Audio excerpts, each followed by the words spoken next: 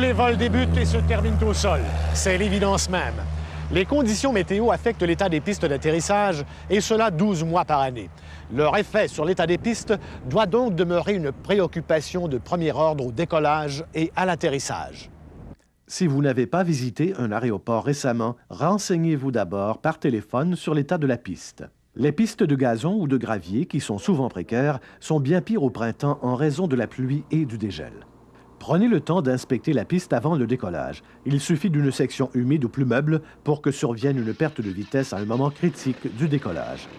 Retenez que si vous n'êtes pas capable d'obtenir votre taux d'accélération habituel, votre performance de freinage dans l'éventualité d'un décollage interrompu en sera tout autant affectée.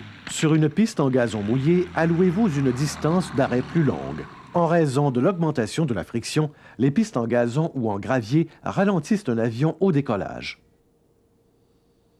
La distance requise pour accélérer et pour s'arrêter sera plus longue sur une piste mouillée.